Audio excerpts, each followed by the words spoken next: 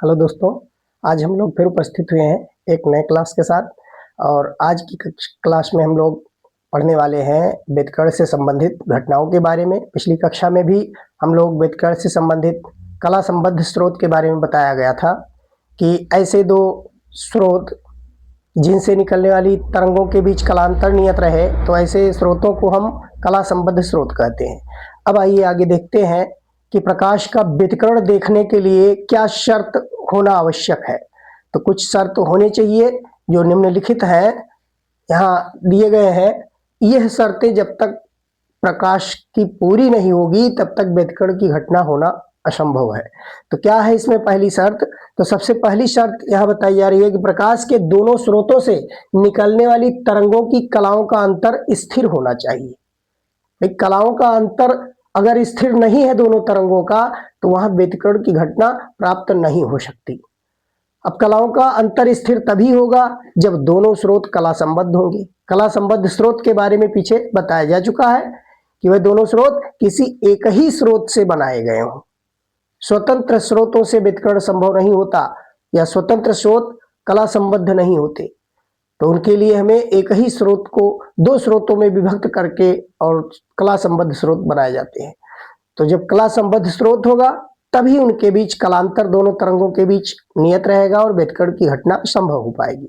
और दूसरा क्या कह रहा है आवश्यक शर्त, कि दोनों तरंगों की तरंगदैर्ध्य अथवा आवृत्तियां बराबर होनी चाहिए। भाई, दोनों तरंगों की तरंगदैर्ध्य अथवा आवृत्तियां, चाहे तरंगदैर्ध्य बराबर हो, क्योंकि तरंगदैर्ध्य बराबर होगा तब भी आवृत्ति बराबर होगी।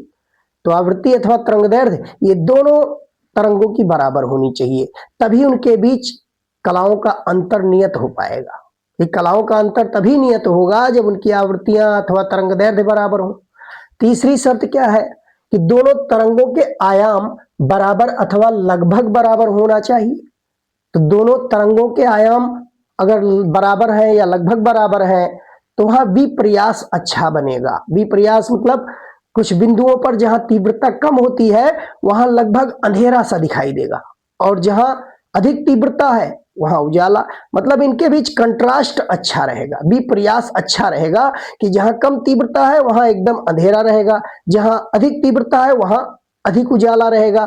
तो वहां विप्रयास अच्छा होगा। यह प्रश्न भी पूछा जाता है कि एक अच्छा विप्रयास प्राप्त करने के लिए क्या गुण होना चाहिए। तो ध्यान रखिए, दोनों व्यतिकारी तरंगों के आयाम बराबर अथवा लगभग बराबर होने चाहिए, तब वहां अच्छा विप्रयास प्राप्त होगा फ्रिंजों के बीच। अब देखिए यहाँ चौथा क्या है, क्या शर्त होना चाहिए कि प्रकाश के दोनों स्रोत एक दूसरे के अति निकट होने चाहिए। भाई, दोनों स्रोत अगर दूर दूर है तो उनके बीच पथांतर काफी अधिक हो जाएगा। पथांतर अधिक हो जाने के कारण वह फ्रिंजे एक दूसरे के निकट आएंगी, एक दूसरे से कम दूरी पर हो जाएंगी फ्रिंजे। तो वहां हम फ्रिंजों को अलग नहीं कर सकते, फ्रिंजों को समझ नहीं पाए, फ्रिंज निर्माण हो सकता है ना हो, ऐसी दिक्कत आएगी। तो इसलिए दोनों स्रोत जब एक दूसरे से अति निकट रहेंगे तब व्यतिकरण की घटना ज्यादा संभव है, तब वह व्यतिकरण प्रतिरूप हमको स्पष्ट प्राप्त होगा, और स्पष्ट हमें डार्क ब्राइट फ्रिंजों जो बनती है वो फ्रिंजों को हम आसानी से अलग कर सकते हैं। और पांचवी शर्त क्या है कि दोनों प्रकाश स्रोत अत्यंत संकीर्ण होने चाहिए।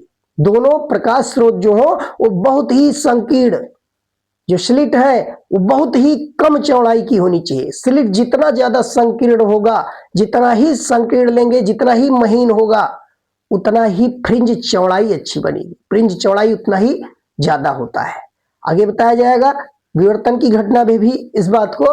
तो फ्रिंज चौड़ाई इसीलिए बहुत कम ली जाती है, जितना संकीर्ण लेंगे उतना ही हमें समान फ्रिंज चौड़ाई का एकांतर क्रम में डार्क ब्राइट जो फ्रिंजे दीप्त दीप्त पट्टियां प्राप्त होती है वह आसानी से स्पष्ट दिखाई देती हैं। अगर फ्रिंज चौड़ाई ज्यादा है, भाई अगर संकीर्ण फ्रिंज नहीं है तब क्या होगा, तो वहां फ्रिंजे ओवरलैप्ड हो जाएंगी, एक दूसरे के ऊपर अतिव्यापित हो जाएंगी, तो उनको हम अलग नहीं कर पाएंगे, हम देख नहीं पाएंगे कि कहां डार्क फ्रिंज बन रही है, कहां ब्राइट फ्रिंज बन रही है। तो इस कारण से ये आवश्यक 5 शर्तें हैं।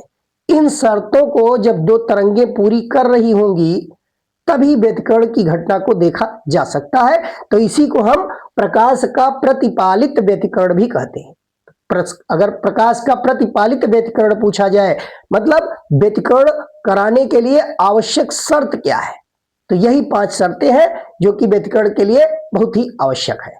अब आइए देखते हैं कि एक प्रयोग यंग ने सन 1801 ईस्वी में प्रकाश के व्यतिकरण को देखने के लिए एक प्रयोग किया था। उस प्रयोग की घटना, उस प्रयोग को हम यंग का व्यतिकरण संबंधी द्विक रेखा छिद्र प्रयोग के नाम से भी जानते हैं, क्योंकि यंग ने इसमें डबल स्लिट का इस्तेमाल किया था, द्विक रेखा छिद्र का प्रयोग किया था इस व्यतिकरण प्रतिरूप को देखने में, इसीलिए इसको यंग का व्यतिकरण संबंधी द्विक रेखा छिद्र प्रयोग भी कहते हैं। तो व्यतिकरण की घटना जो यंग थे वैज्ञानिक, उन्होंने सन 1801 में अपने प्रयोगों के आधार पर स्पष्ट किया था कि प्रकाश में व्यतिकरण होता है, और इस प्रकार से यहां दिखाया था। अब यह चित्र क्या प्रदर्शित कर रहा है, तो यहां देखिए ये 3 समांतर पर्दे दिखाए गए हैं। एक पर्दे को यल लिखा गया है, दूसरा यम है और तीसरा यन है। 3 पर्दे हैं।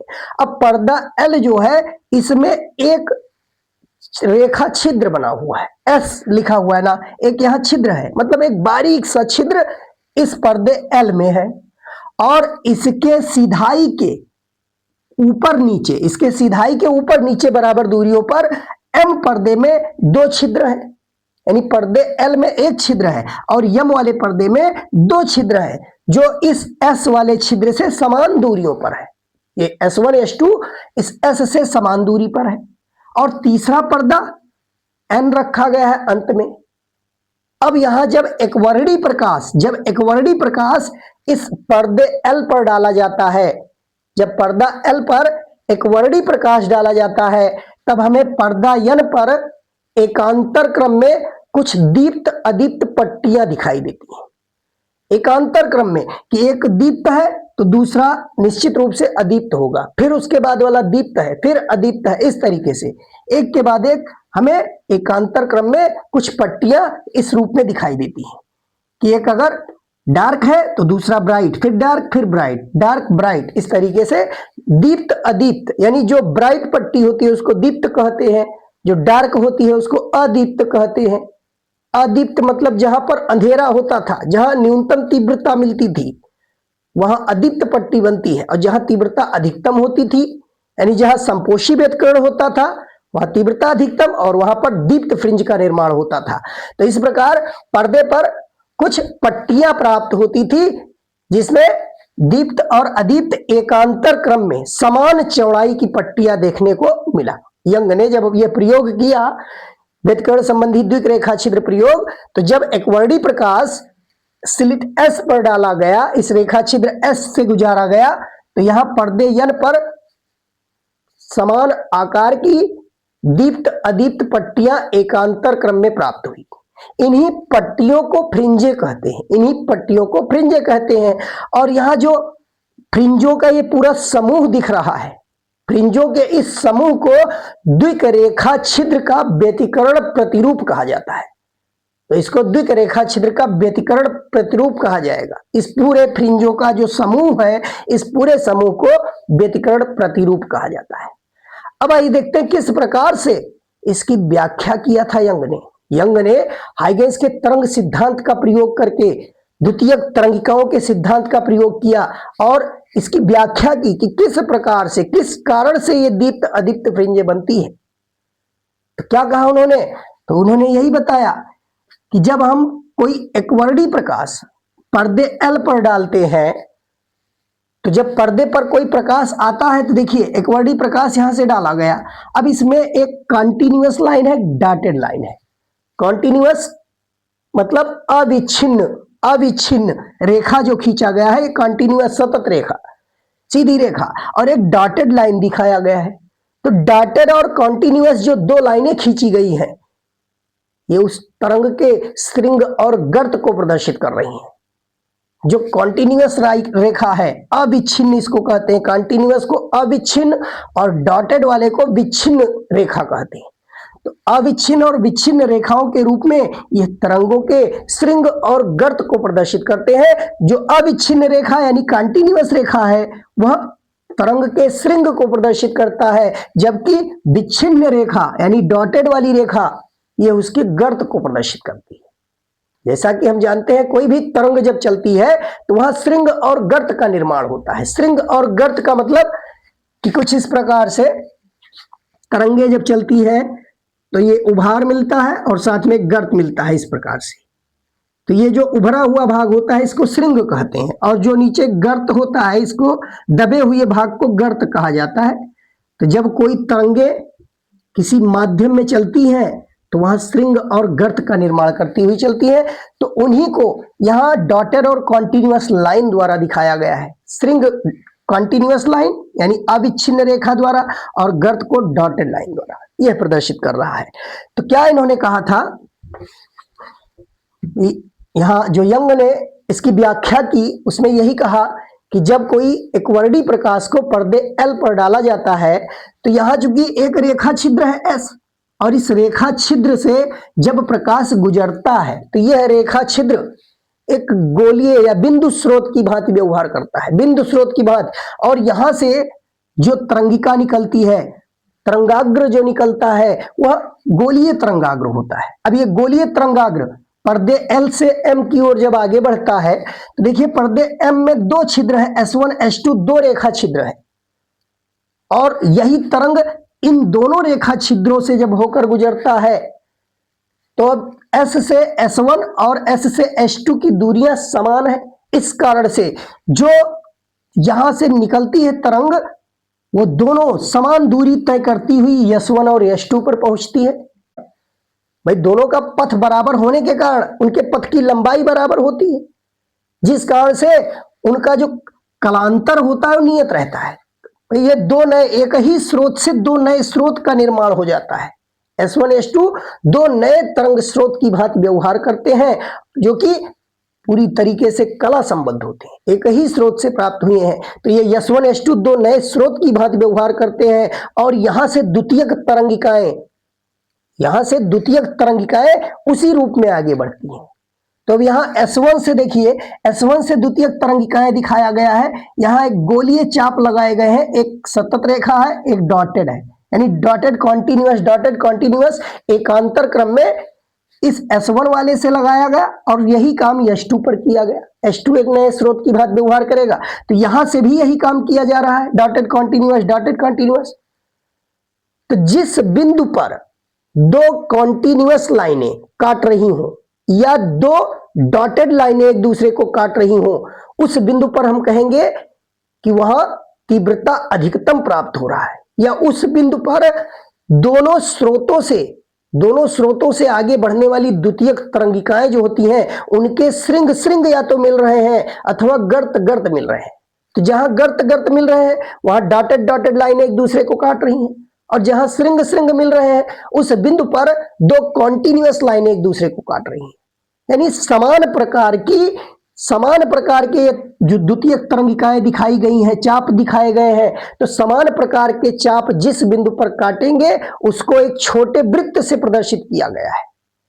उस बिंदु पर तीव्रता अधिकतम होती है, यानी उस बिंदु पर हुए व्यतिकरण को हम कहेंगे संपोषी व्यतिकरण हुआ है। तो यहां देखिए बहुत सारे यहाँ चाप लगाए गए, S1 से चाप लगाए गए कंटिन्यूअस डॉटेड एकांतर क्रम में, और उसी तरीके से S2 पर भी कंटिन्यूअस डॉटेड एकांतर क्रम में चाप लगाए गए, और इसमें फिर उन बिंदुओं को ढूंढा गया कि कहाँ समान प्रकार के चाप एक दूसरे को काट रहे हैं। तो यहाँ देखिए कुछ बिंदुओं को दिखाया गया है। यहाँ देखिए ये सर्किल जहां दिखाया गया है, छोटा वृत्त, ये छोटा वृत्त जहां दिखाया गया है वहां या तो डॉटेड काट रही है या तो कंटिन्यूअस काट रही है, समान प्रकार के चाप वहां काट रहे हैं, तो उसको छोटे वृत्तों द्वारा दिखाया गया। और जहां पर अलग अलग प्रकार के चाप यानी एक कंटिन्यूअस एक डॉटेड जहां काट रहे हैं वहां पर हम कहेंगे कि एक का श्रृंग और दूसरे का गर्त पहुंच रहा है। तो वहां दोनों विपरीत कलाओं में, दोनों स्रोतों से निकलने वाली जो तरंगिकाएं हैं वो विपरीत कलाओं में उस बिंदु पर अध्यारोपित हुई हैं। तो विपरीत कलाओं में अध्यारोपित होने के कारण वहां अंधेरा रहेगा, मतलब वहां तीव्रता न्यूनतम होगी। तो न्यूनतम तीव्रता वाले बिंदुओं को यहां देखिए काले बिंदु से दर्शाया गया है। तो जहां बिंदु दिखाया गया है उस बिंदु पर तीव्रता न्यूनतम है, और जहां सर्किल के रूप में दिखाया गया वहां तीव्रता अधिकतम है। अब m और n के बीच दो स्रोतों, जो दो अलग अलग नए स्रोत बने हैं, इनसे निकलने वाली द्वितीयक तरंगिकाएं पर्दा m और n के बीच व्यतिकरण करती हैं, अध्यारोपित होती हैं। दोनों तरंगिकाओं के बीच व्यतिकरण की घटना इन्हीं दोनों पर्दों के बीच होती है, m और n के बीच, क्योंकि यहां दो नए स्रोत के रूप में विभक्त हो गए। अब इनसे द्वितीयक तरंगिकाएं जब निकलेंगी तो उन्हीं के बीच व्यतिकरण होता है, और उसी व्यतिकरण का पैटर्न हमको पर्दे n पर प्राप्त होता है। पर्दा n पर वही पैटर्न दिखाई देता है। तो देखिए यहां कैसे दिखाया गया, सर्किल सर्किल को मिलाने वाली रेखा को खींचकर पर्दे n पर मिलाया गया, और बिंदु बिंदु को मिलाने वाली रेखा को मिलाया गया इसी पर्दे पर एक रेखा द्वारा इनको। तो जहां सर्किलों जितने भी छोटे छोटे वृत्त थे उनको मिलाने वाली रेखा पर्दा n पर दीप्त फ्रिंज निर्मित करती है, और इन रेखाओं को प्रस्पंद रेखाएं कहते हैं। प्रस्पंद रेखाएं छोटे सर्किलों, छोटे वृत्तों को मिलाने वाली जो रेखा है उस रेखा को प्रस्पंद रेखा कहा गया, और वह पर्दा n पर जिस बिंदु पर मिलती है वहां दीप्त पट्टी प्राप्त होती है।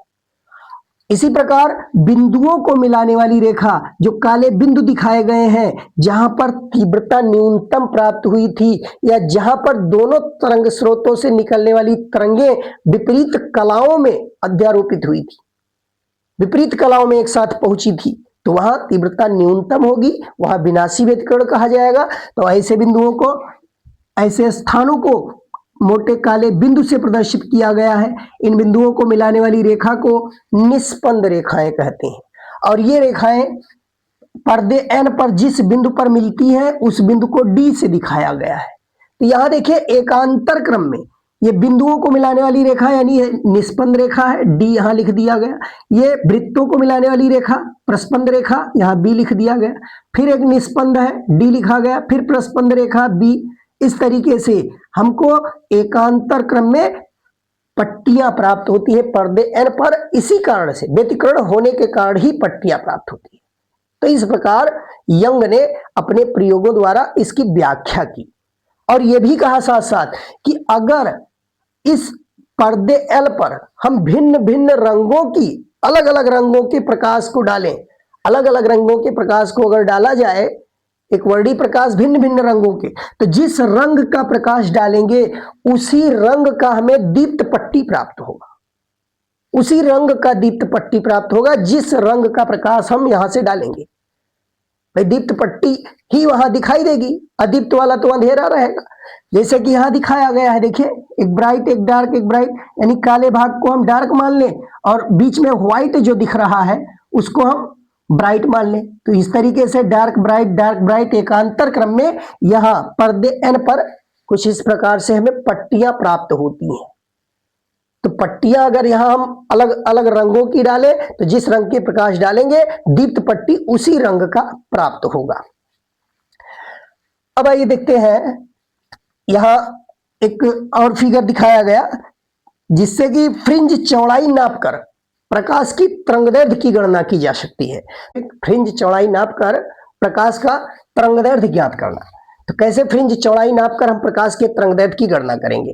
तो इसके लिए यहाँ एक प्रबंध दिखाया गया है कि यहाँ देखिए S एक एकल रेखा छिद्र है और S1 S2 यहाँ एक द्विक रेखा छिद्र है, इसके सामने यहाँ S और S1 S2 एक दूसरे के समांतर है, और इसके सीधाई से जितना ऊपर S1 है उतना ही नीचे S2, मतलब हम कह सकते हैं S से S1 की दूरी और S से S2 की दूरी बिल्कुल बराबर है। अब यहां से अगर कोई तरंग, एकवर्णी प्रकाश तरंग अगर डाला जाए, एकवर्णी तरंग, तो आगे चलकर देखिए यहाँ दो नए तरंग स्रोत का निर्माण करेंगे, और यहां से किसी क्षण हमने मान लिया कि S1 और S2 से निकलने वाली जो तरंगे हैं वो इस पर्दे पर बिंदु P पर एक दीप्त फ्रिंज बना रही है। किसी क्षण पर्दा पर यहां बिंदु P स्थित है जिस पर एक दीप्त फ्रिंज बन रहा है।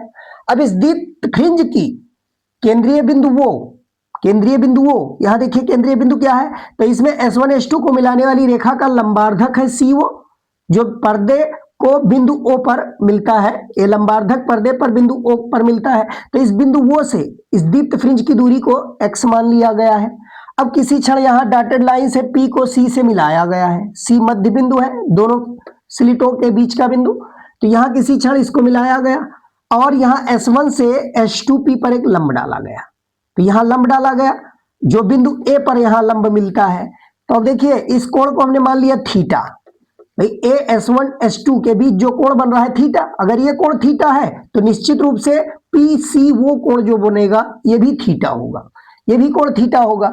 और S1 S2 के बीच की दूरी को स्मॉल d लिखा गया, दोनों स्लिटों के बीच की दूरी स्मॉल d से लिखा गया, और डबल स्लिट यानी द्विक रेखा छिद्र और पर्दे के बीच की दूरी को कैपिटल D माना गया है।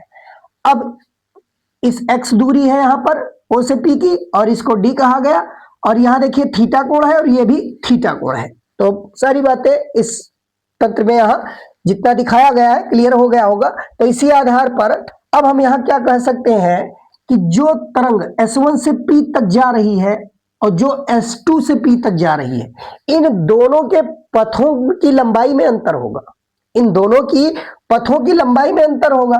अब कितना अंतर है, यानी हम पथांतर निकाल सकते हैं। तो देखिए बिंदु P पर यदि पर्दे पर स्थित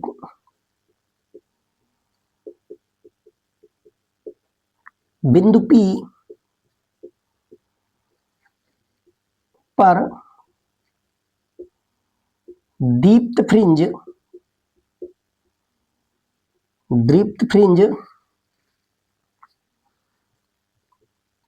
प्राप्त हो रही है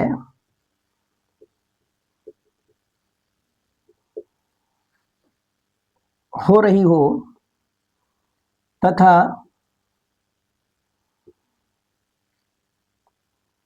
बिंदु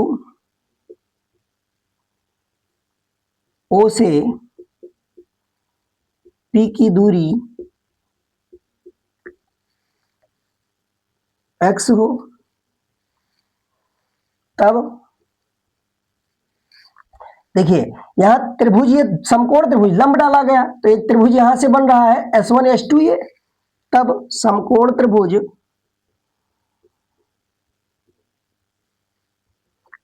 S1 S2A तथा समकोण त्रिभुज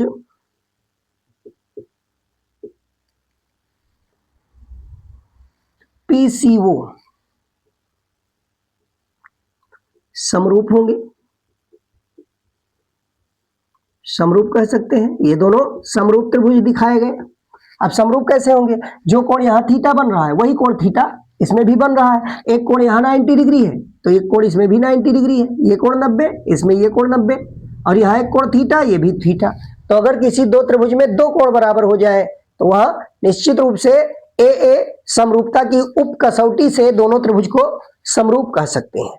अब अगर दो त्रिभुज समरूप है तो उनकी संगत भुजाओं का अनुपात बराबर होगा, ये पढ़ चुके होंगे गणित में। तो अब यहां उसी नियम का प्रयोग करके कि त्रिभुज S1 S2A तथा PCO समरूप होंगे।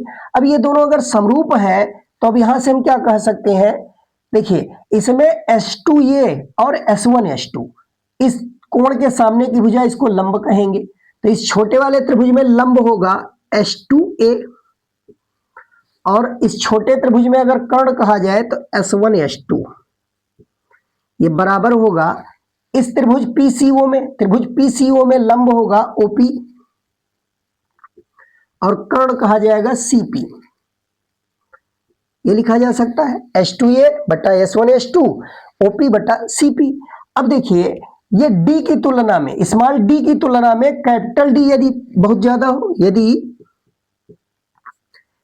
Small d is less than two capital D, यानी दो स्लिटों के बीच की दूरी द्विक रेखा छिद्र और पर्दे के बीच की दूरी की तुलना में अगर बहुत कम हो, या ऐसा कहें कि ये दोनों स्लिट एक दूसरे से अति निकट हो, तो ऐसी स्थिति में जो बिंदु P होगा ये O के अति निकट होगा, बिंदु P जो होगा वो O के अति निकट होगा। यानी हम OP और CP को यहाँ जितना C से P की दूरी है, जितना C से P की दूरी है वही दूरी C से O की होगी, तब हम CP को CO के लगभग बराबर कह सकते हैं।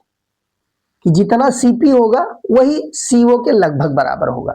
तब ऐसे स्थिति में देखिए यहां से हमको मिल जाएगा H2A बटा S1H2 ये बराबर होगा OP बटा Cp। इसको इक्वेशन नंबर 1 डाल सकते हैं। अब आइए देखते हैं कि यहाँ S1 से P की दूरी और H2 से P की दूरी, यहां जब लंब डाला गया तो H2 ये वाली जो दूरी होगी ये इन दोनों पथों के अंतर के बराबर होगी, यानी पथांतर होगा H2 ये। भाई यहां से लंब डाला गया है तो S1 से P की दूरी और A से P की दूरी ये बिल्कुल बराबर होगी। अब अगर कहा जाए H2P माइनस S1P कितना होगा, तो यहां से हम क्या लिख सकते हैं, क्योंकि पथांतर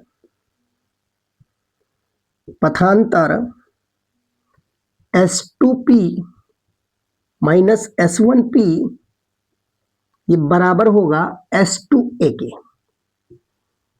पथांतर जो है वो H2P माइनस S1P ये S2A के बराबर होगा। और यहां साथ साथ देखिए S1H2 को D माना गया है, S1H2 को स्मॉल d माना गया है और C से O की दूरी को कैपिटल D माना गया है। तो अब समीकरण 1 का प्रयोग कर देंगे। समीकरण 1 से हम क्या लिख सकते हैं, S2A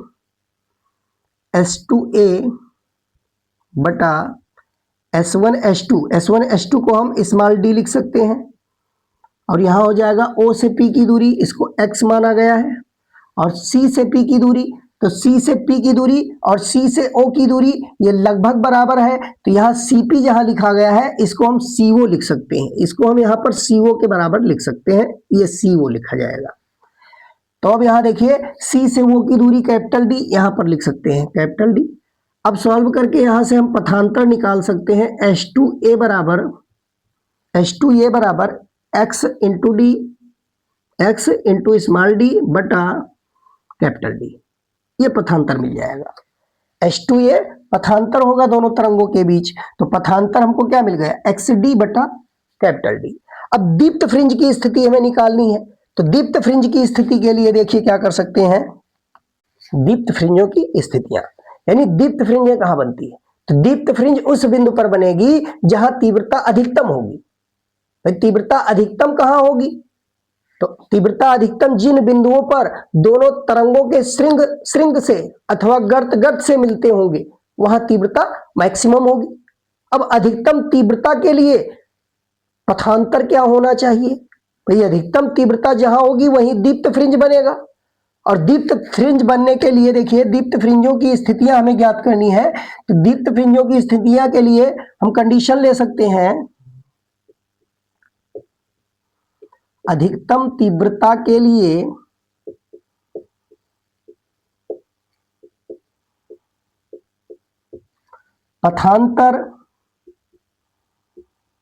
पथांतर ये बराबर होना चाहिए, या तो 0 के बराबर हो, या तो लैम्डा के बराबर हो, या तो 2 लैम्डा, या तो 3 लैम्डा, इस तरीके से डॉट डॉट डॉट, यानी लैम्डा का जो गुणांक हो वो एक पूर्णांक हो। तो अधिकतम तीव्रता के लिए दीप्त फ्रिंज जहां तीव्रता अधिकतम होगी वहां दीप्त फ्रिंज निर्मित होगा, और अधिकतम तीव्रता के लिए पथांतर 0 lambda 2 lambda 3 lambda dot dot dot लिखा जा सकता है। इसी को अगर व्यापक रूप में लिखें तो हम लिख सकते हैं एम लैम्डा, जहां m बराबर 0 1 2 3 डॉट डॉट डॉट ये लिखा जा सकता है। अब देखिए पथांतर नीचे सूत्र निकाला जा चुका है, तो पथांतर H2A का मान क्या आया था, तो दीप्त फ्रिंज के लिए सूत्र में XD बटा कैपिटल D आया था पथांतर की वैल्यू, पथांतर H2A ये H2A आया था पथांतर, और H2A का मान XD बटा D आया था। तो अब यहाँ H2A बराबर m लैम्डा, और पीछे सूत्र में हम H2A बराबर XD बटा कैपिटल D लिख चुके हैं। तो अब यहाँ H2A की वैल्यू रख दीजिए और इसको m लैम्डा के बराबर कर सकते हैं, m लैम्डा के बराबर कर सकते हैं। अब यहाँ से हम निकाल ले x की वैल्यू, x क्या प्रदर्शित कर रहा है, तो जो यहाँ चित्र में देखिए दीप्त फ्रिंज की दूरी जो दिखाया गया है, यहाँ से दीप्त फ्रिंज की दूरी को x दिखाया गया, तो केंद्रीय फ्रिंज या केंद्रीय बिंदु O से उस दीप्त फ्रिंज की स्थिति को प्रदर्शित कर रहा है x, तो यहां से हमको सूत्र मिल जाएगा x बराबर m कैपिटल डी लैम्डा बटा स्मॉल डी, ये मिल जाएगा। अब हमने मान लिया कि एमवी दीप्त फ्रिंज एक्सियम दूरी पर बन रही है यदि एमवी दीप्त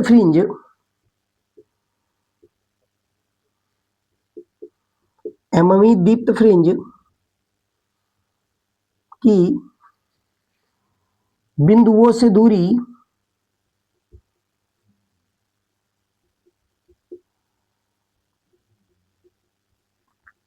XM हो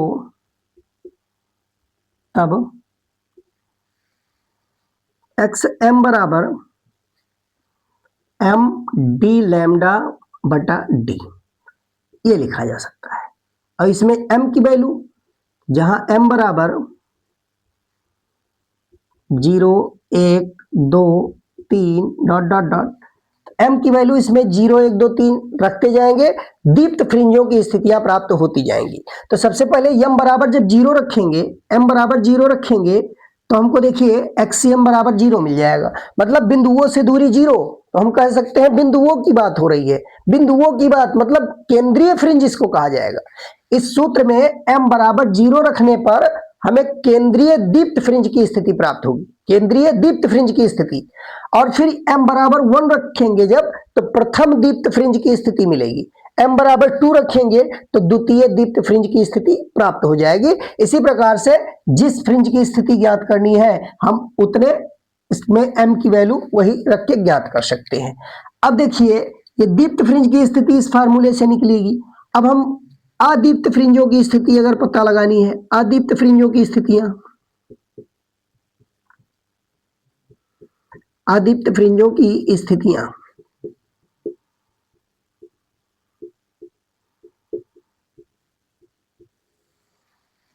तो न्यूनतम तीव्रता जहां होगा, जहां तीव्रता न्यूनतम होगा वहां अदीप्त फ्रिंज निर्मित होगा। तो न्यूनतम तीव्रता के लिए क्या कंडीशन होगा, न्यूनतम तीव्रता के लिए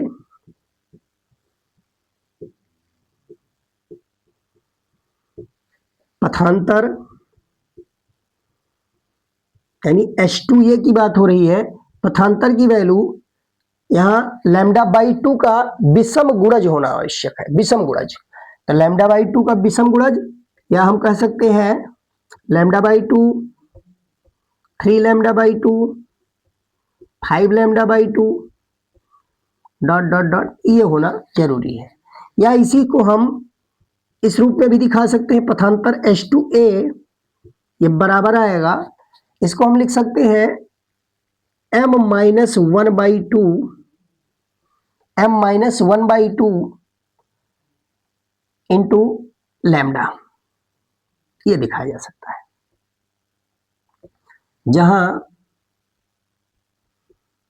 m बराबर 1 2 3 डॉट डॉट डॉट, m की वैल्यू 1 रखेंगे तो यहाँ लैम्डा बाई 2 मिल जाएगा, m की वैल्यू 2 रखेंगे तो ये 3 लैम्डा बाई 2, मतलब इसी को व्यापक रूप में जनरलाइज करके यहाँ लिखा गया है।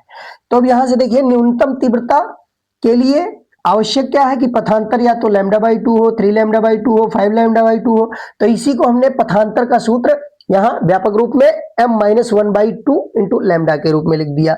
अब अगर देखा जाए तो पथांतर का सूत्र पीछे एक्स डी बाई डी आया था, तो इसको हम पुनः एक्स डी बाई डी के रूप में लिख सकते हैं, एक्स डी बटा कैपिटल डी, ये बराबर होगा m minus 1 by 2, m minus 1 by 2 into lambda, ये मिल गया।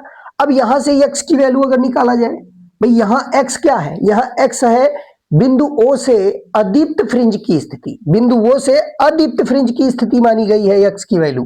तो यहां से देखिए x बराबर अगर निकाला जाए तो x बराबर आ जाएगा m minus 1 by 2, m minus 1 by 2 ऊपर हो जाएगा d लैम्डा बटा स्मॉल d, ये आ जाएगा। तो इसमें यक्स क्या है, इसमें यक्स है अदीप्त फ्रिंज की दूरी। अब हमने मान लिया कि एमवी अदीप्त फ्रिंज, यदि एमवी अदीप्त एमवी अदीप्त फ्रिंज की बिंदु O से दूरी XM डैश हो तब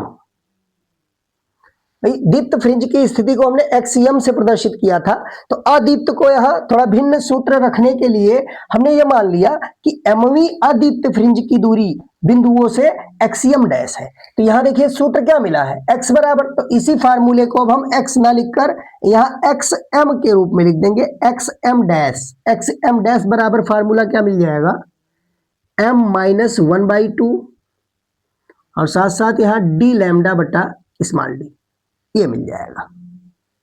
तो ये अदीप्त फ्रिंज की स्थिति इस सूत्र से प्राप्त की जा सकती है।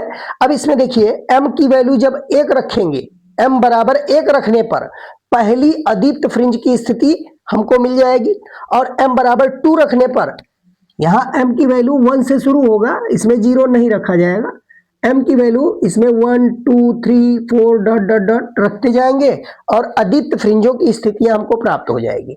m बराबर 1 रखने पर पहली अदीप्त फ्रिंज, m बराबर 2 रखने पर दूसरी अदीप्त फ्रिंज की स्थिति, m बराबर 3 रखने पर तीसरी अदीप्त फ्रिंज की स्थिति। इसी प्रकार से हम अदीप्त और अदीप्त फ्रिंजों की स्थितियां प्राप्त कर सकते हैं। अब आइए देखते हैं फ्रिंज चौड़ाई क्या होती है। फ्रिंज चौड़ाई,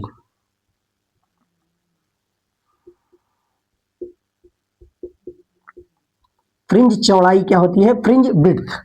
जैसा कि हम जानते हैं बेतकड़ की घटना में जो फ्रिंजें बनती हैं वो समान चौड़ाई की बनती है, तो हम कह सकते हैं कि किन्हीं दो क्रमागत दीप्त फ्रिंजों अथवा किन्हीं दो क्रमागत अदीप्त फ्रिंजों के जो बीच की दूरी होती है उसी को हम फ्रिंज चौड़ाई कहते हैं। फ्रिंज चौड़ाई कैसे निकालेंगे आइए देखते हैं। हम इसी सूत्र से हमने ले लिया एमवी दीप्त फ्रिंज, एमवी दीप्त फ्रिंज, एमवी दीप्त फ्रिंज की स्थिति, एमवी दीप्त फ्रिंज की स्थिति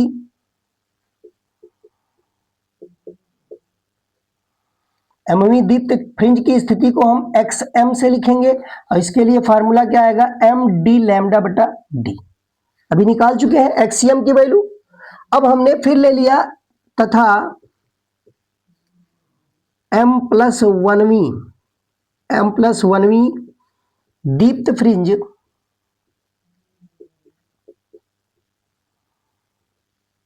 की स्थिति,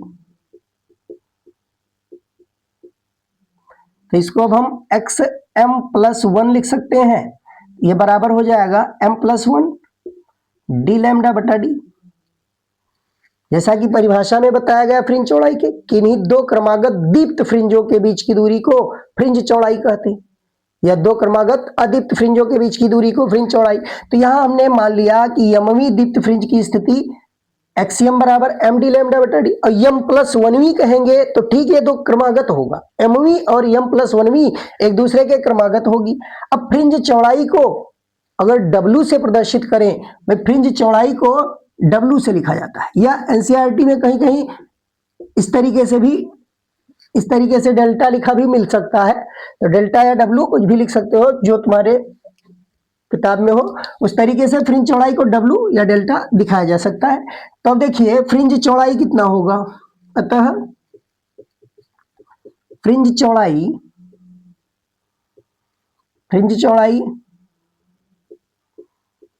W बराबर, तो हम दिखा सकते हैं XM+1 माइनस XM।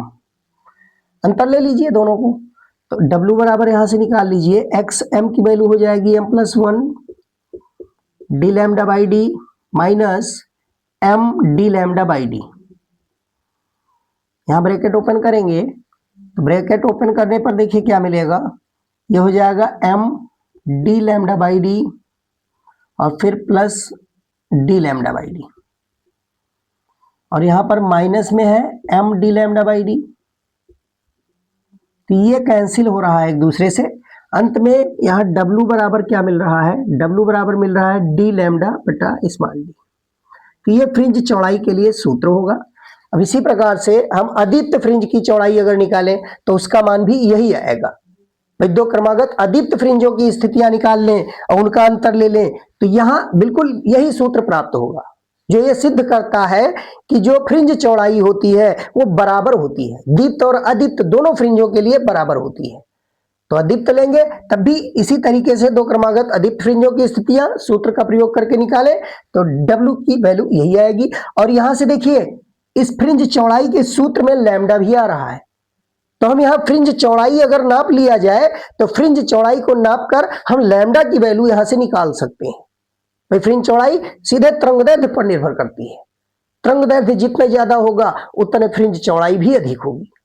बाकी यहाँ कैपिटल डी स्मॉल डी ये दोनों फिक्स है, नियत है। भाई दो स्लिटों के बीच की दूरी S1 S2 के बीच की दूरी और द्विक रेखा छिद्र यानी डबल स्लिट से पर्दे की दूरी तो ये तो नियत रखा जाता है, इसमें तो परिवर्तन किया नहीं जाता। अब तरंगदैर्घ्य अगर भिन्न भिन्न तरंगदैर्घ्य की प्रकाश डाला जाए तो फ्रिंज चौड़ाई भी तरंगदैर्घ्य के बढ़ने पर फ्रिंज चौड़ाई बढ़ती जाएगी। इस सूत्र से यह चीजें प्रदर्शित हो रहा है। अब देखिए कोणीय फ्रिंज चौड़ाई क्या होती है। कोणीय फ्रिंज चौड़ाई तो किसी दीप्त अथवा अदीप्त फ्रिंज की दीप्त अथवा अदीप्त फ्रिंज की कोणीय चौड़ाई, तो कोणीय चौड़ाई इस जो फ्रिंज की स्थिति लिखा गया यानी बिंदु O से किसी फ्रिंज की जो दूरी लिखी गई है उस दूरी को द्विक रेखा छिद्र और पर्दे के बीच की दूरी से अगर भाग कर दिया जाए तो हमें कोणीय चौड़ाई मिल जाएगी। कोणीय चौड़ाई मतलब इस लंबार्धक CO जो है इससे जितने एंगल बना रहा है, कोई दीप्त फ्रिंज जितना कोण बना रही है वही कोणीय चौड़ाई कहा जाएगा। S1 S2 को मिलाने वाली रेखा के लंबार्धक से कोई दीप्त अथवा अदीप्त फ्रिंज जितना कोण बनाती है वही उसका कोणीय चौड़ाई कहलाता है। तो कोणीय चौड़ाई कैसे निकालेंगे तो देखिए इसके लिए सूत्र है। अगर हम एमवी दीप्त फ्रिंज की कोणीय चौड़ाई निकालना चाहें, यदि एमवी दीप्त फ्रिंज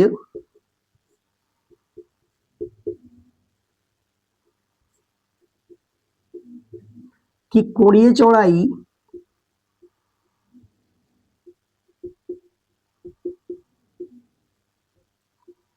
थीटा एम हो तब थीटा एम बराबर एक्स एम बटा डी। ये ध्यान रखिएगा बिंदु वो से जो उस फ्रिंज की दूरी है उसको डी से भाग करने पर हमें कोणीय चौड़ाई प्राप्त होती है। या हम परिभाषित भी कर सकते हैं जैसे फ्रिंज चौड़ाई को परिभाषित किया गया था कि किन्हीं दो क्रमागत दीप्त फ्रिंजों के बीच की कोणीय दूरी को हम कोणीय फ्रिंज चौड़ाई कहते हैं। कोणीय दूरी को कोणीय फ्रिंज चौड़ाई कहते हैं। तो यहां से देखिए थीटा एम हमने एमवी दीप्त फ्रिंज की कोणीय चौड़ाई मान लिया। इसी प्रकार से यदि m+1वीं दीप्त फ्रिंज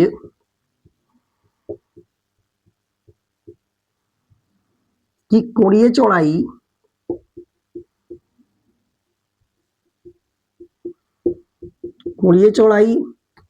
थीटा m+1 हो तब थीटा m+1 की वैल्यू एक्स m+1 बटा डी कहा जाएगा।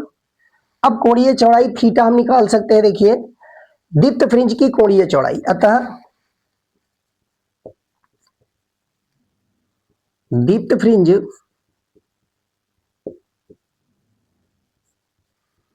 की कोणीय चौड़ाई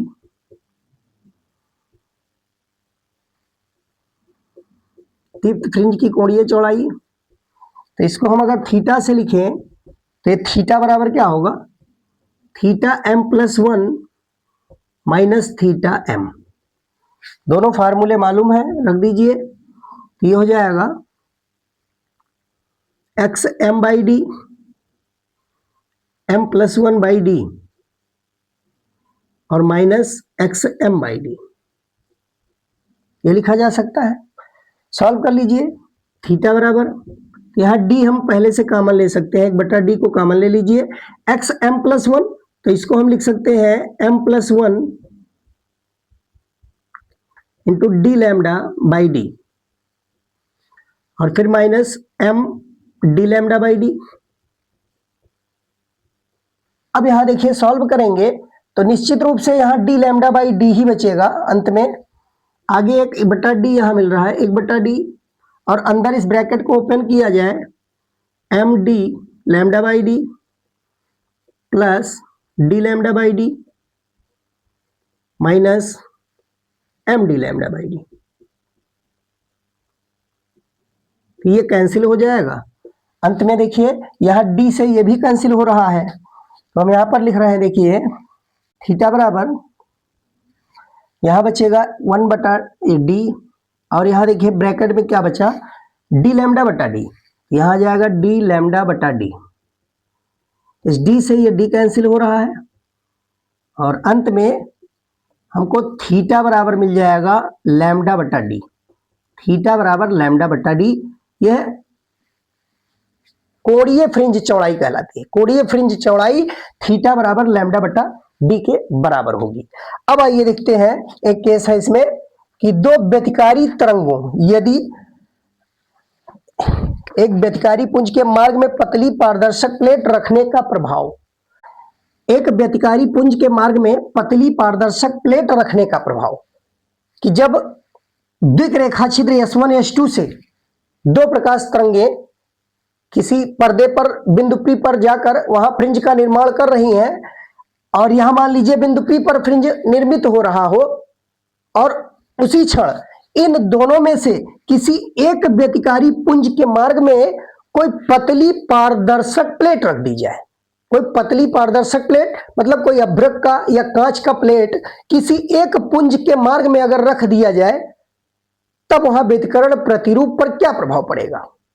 तो व्यतिकरण प्रतिरूप पर क्या प्रभाव पड़ेगा, तो जैसा कि हम जानते हैं, यहां अगर कोई एक पारदर्शक प्लेट रख दिया गया है एक पुंज के मार्ग में, भाई दोनों व्यतिकारी पुंजों में से किसी एक पुंज के मार्ग में अगर पतली पारदर्शक प्लेट रख दी जाए, तो यहां पूरा व्यतिकरण प्रतिरूप उस पुंज की ओर विस्थापित हो जाएगा जिसके मार्ग में प्लेट रखा गया है। जिस पुंज के मार्ग में, जिस व्यतिकारी पुंज के मार्ग में हम पतली पारदर्शक प्लेट रखेंगे, ये पूरा व्यतिकरण प्रतिरूप उसकी ओर विस्थापित हो जाएगा, यानी व्यतिकरण प्रतिरूप थोड़ा उस ओर विस्थापित हो जाएगा। अब वह फ्रिंज, जो फ्रिंज पहले बिना प्लेट रखे जो बिंदु P पर बन रही थी, अब वो P से आगे की ओर बनेगी। जो बिंदु O पर केंद्रीय फ्रिंज बन रही थी, अब वो केंद्रीय फ्रिंज ऊपर बनेगी, यानी उस ओर, उस पुंज की ओर पूरा व्यतिकरण प्रतिरूप विस्थापित होगा जिस पुंज के मार्ग में पारदर्शक प्लेट रखा गया है। तो यहां व्यतिकरण प्रतिरूप में विस्थापन देखने को मिलता है। जो फ्रिंजें बनेंगी पर्दे पर, वह उस प्लेट की ओर विस्थापित होंगी जिसके मार्ग में पारदर्शक प्लेट रखा गया हो। अब देखिए, पारदर्शक प्लेट मान लिया हमने कि इस पारदर्शी प्लेट जिस पदार्थ से बना है उसका अपवर्तनांक n हो, इसकी मोटाई को स्मॉल t मान लिया जाए, तो कितना विस्थापित होगा। तो देखिए यह पूरा जो पुंज व्यतिकरण प्रतिरूप है उसमें विस्थापन कितना आएगा, यदि उस पुंज की ओर विस्थापित होगा जिसके मार्ग में प्लेट रखी गई है, यदि विस्थापन x0 हो,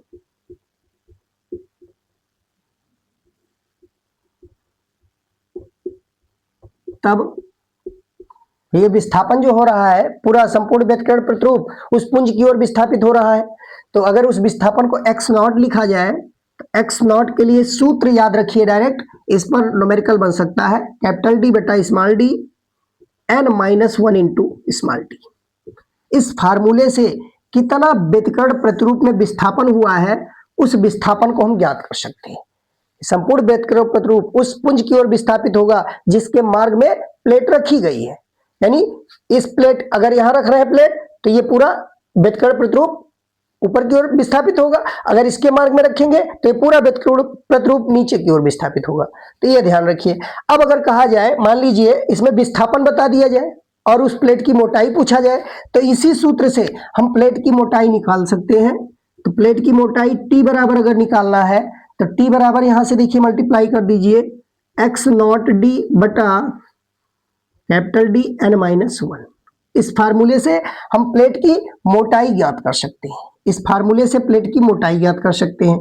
या अगर फ्रिंज चौड़ाई मालूम है, फ्रिंज चौड़ाई मालूम है तो फ्रिंज चौड़ाई के पदों में भी एक सूत्र है, क्योंकि W बराबर होता है d लैम्डा बटा d, और यहां से स्मॉल d बटा कैपिटल D का मान निकाला जाए तो स्मॉल d बटा कैपिटल D अगर निकाला जाए तो देखिए कितना आएगा, स्मॉल d बटा कैपिटल D ये लैम्डा बटा W के बराबर होगा। तो इस फार्मूले में हम t की वैल्यू हम W के पदों में भी लिख सकते हैं, t बराबर x नॉट इंटू लैम्डा बटा W इंटू n माइनस 1। तो इन फार्मूलों को डायरेक्ट याद रखिए। इन फार्मूलों से हम न्यूमेरिकल सॉल्व कर सकते हैं कि अगर कोई एक बेदकारी पुंज के मार्ग में कोई एक पारदर्शी प्लेट रख दी जाए तब क्या प्रभाव पड़ेगा बेदकर्ण प्रतिरूप पर, तो पूरा का संपूर्ण बेदकर्ण प्रतिरूप जो होगा उस पुंज की ओर विस्थापित हो जाएगा। उसका विस्थापन ज्ञात करने का ये सूत्र है x naught D by D n minus 1 into T, जहां n उस कांच की प्लेट या कोई भी पदार्थ का प्लेट रखा है तो उसके पदार्थ का अपवर्तनांक n है, प्लेट की मोटाई t है, और कैपिटल D जो द्विरेखा छिद्र डबल स्लिट से पर्दे की दूरी को कैपिटल D लिखा गया, और दोनों फ्रिंजों के बीच की दूरी S1 S2 जो स्लिट लिए गए दो रेखा छिद्र उनके बीच की दूरी, दोनों स्लिट के बीच की दूरी, इसको स्मॉल d। तो इस प्रकार हम विस्थापन ज्ञात कर सकते हैं और कांच की प्लेट की मोटाई ज्ञात कर सकते हैं। तो आज ये व्यतिकरण वाला संपूर्ण पाठ समाप्त हो रहा है। अब नेक्स्ट डे हम विवर्तन अगला टॉपिक होगा, उस पर चर्चा करेंगे। आज के लिए इतना ही, धन्यवाद।